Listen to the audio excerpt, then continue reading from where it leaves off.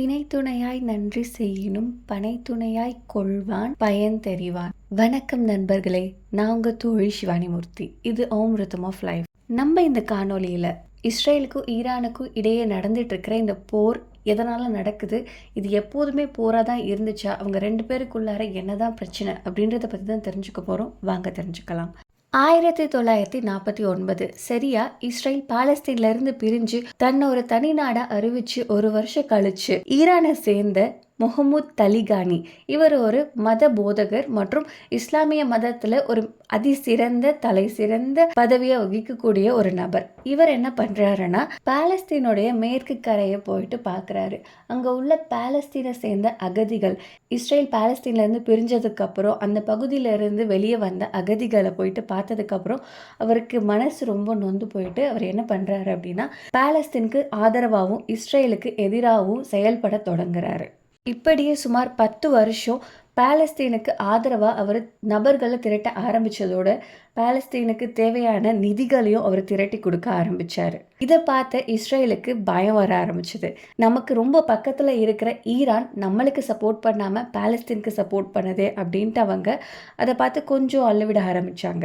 இதை தொடர்ந்து 1979 அப்போது ஈரானை ஆட்சி பண்ணிட்டு இருந்த பர்ஷியன் டைனாஸ்டி, அவங்கள பல்லவி டைனாஸ்டி அப்படின்ட்டு சொல்கிறாங்க. இவங்க ஒரு அரச வழி சேர்ந்தவங்க. இவங்க தான் ஈரானை ஆட்சி பண்ணிட்டு இருக்காங்க. அப்போது இவங்களோட ஆட்சியை கீழே இறக்கணும், ஏன்னா இவங்க இஸ்ரேலுக்கு சப்போர்ட் பண்ணுறாங்க அப்படின்னு சொல்லிட்டு உள்நாட்டுக்குள்ளாரையே பிரச்சனை நடக்குது. இதை ஈரானியன் ரெவல்யூஷன், அதாவது ஈரானியன் கிளர்ச்சி அப்படின்ட்டு சொல்கிறாங்க.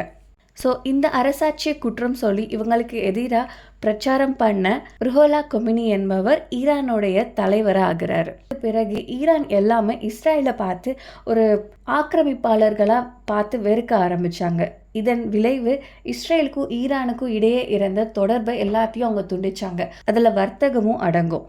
என்னதான் இஸ்ரேலுக்கும் ஈரானுக்கும் நடுவில் டென்ஷன் இருந்தாலோ, ஈரான் என்னதான் இஸ்ரேலோட தொடர்பை துண்டிச்சாலோ, 1980 1988 வரைக்கும் நடந்த ஈரான் ஈராக் போரில் இஸ்ரேல் ஈரானுக்கு தேவையான ஆயுதங்களையும் பொலிட்டிக்கல் சப்போர்ட் மட்டும் இல்லாமல் ஃபினான்ஷியலாகவும் இன்ஸ்ட்ரக்ஷனாகவும் அவங்களால என்னெல்லாம் உதவி கொடுக்க முடியுமோ எல்லாத்தையுமே கொடுத்தாங்க.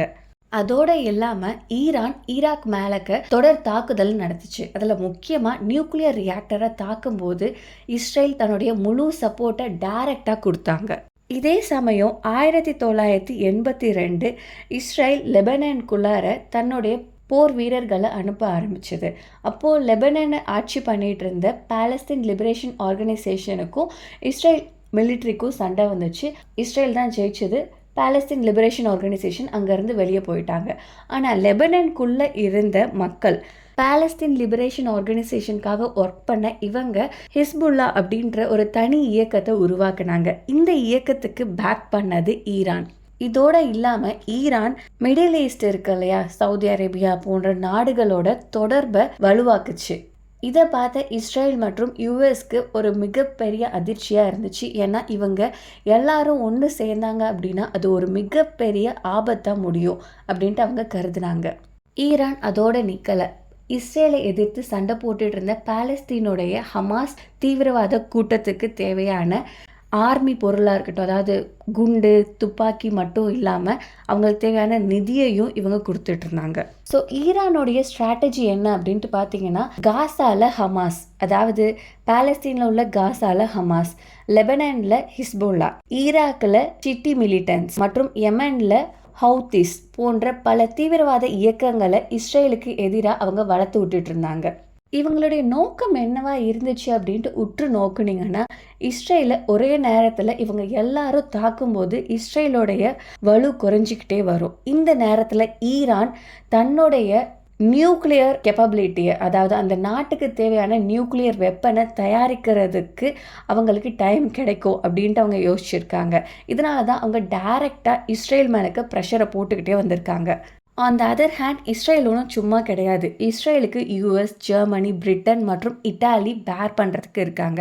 ஸோ இவங்க எல்லாருமே இஸ்ரேலுக்கு தேவையான முக்கியமான ஆயுதங்கள் மற்றும் மற்ற உதவிகளை செய்யறதுக்கு தயாராக இருந்தாங்க, செஞ்சுட்டும் இருந்தாங்க. ஆனால் இவ்வளோ விஷயத்தையும் அவங்க யாருக்காக யாரை வச்சு ஆரம்பித்தாங்களோ அவங்களே ஈரானுக்கு எதிராக நடக்க ஆரம்பித்தாங்க. ஆமாம், 1979 பாலஸ்தீன் லிபரேஷன் ஆர்கனைசேஷனுடைய தலைவரான யாசர் அரஃபாத் ஈரானை டைரெக்டாக போயிட்டு ஈரானில் உள்ள அவங்க ரிபலியன்ஸ் இருக்காங்களே அவங்கள எல்லாத்தையும் சந்தித்து இஸ்ரேலுக்கு எதிராக நடக்கிறதுக்கான தூண்டுதலை அவர் பண்ணார். அதன் தொடர்ந்து தான் ஈரான் இஸ்ரேலுடைய எல்லா தொடர்பையும் துண்டிச்சுது. ஆனால் ஈரானுக்கும் ஈராக்குக்கும் பிரச்சனை நடக்கும்போது பாலஸ்தீன் ஈராக்குக்கு துணை நின்றுச்சு. லெபனனை கைப்பற்ற இஸ்ரேல் எவ்வளோ சண்டை போட்டாலும் ஆனால் லெபனனில் உள்ள ஷியா கம்யூனிட்டி பீப்புள் எல்லாரும் ஒன்று சேர்ந்து ஹிஸ்புல்லா அப்படின்ற ஒரு இயக்கத்தை ஆரம்பித்து இஸ்ரேலை அடித்து அங்கேருந்து வெளியில் அனுப்புனாங்க. போர் ஆரம்பமாச்சு. இந்த ஹிஸ்புல்லாவுக்கு சப்போர்ட் பண்ண ஈரானுக்கும் இஸ்ரேலுக்கும் போர் தொடங்குச்சு. இதோடைய இன்னொரு பாகத்தை நம்ம அடுத்த வீடியோவில் பார்க்கலாம். நான் உங்கள் தோழி சிவானிமூர்த்தி. இது ஓம் ரிதம் ஆஃப் லைஃப். நன்றி, வணக்கம், வாழ்க வளமுடன், ஜெய்ஹிந்த்.